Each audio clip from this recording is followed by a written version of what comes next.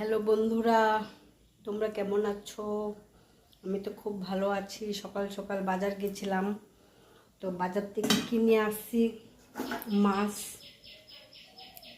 4 টুকরা নয়, আরও 4 টুকরা আছে, রেখে দিয়েছি। আর আধা টুকরা মাছের মাথা দিয়েছিল, এটা আমি এখন একা একা খাবো। এটা আমার ভাত দিয়ে খেতে ভালো লাগে না, তাই আমি এটা খালি খালি খেয়ে নেবো এক্ষুনি। খুব স্বাদ। খালি খালি মাছ ভাজা খেতে খুব ভালো লাগে, মাছের মাথাটারও বেশি করে, খুব স্বাদ। তো তোমাদের ভাত দিয়ে তো আমার একটু ভালো লাগে না, ঝোলের মতো ভালো লাগে না। আমি খালি খালি খাবো এটাকে। ঠিক আছে, টাটা।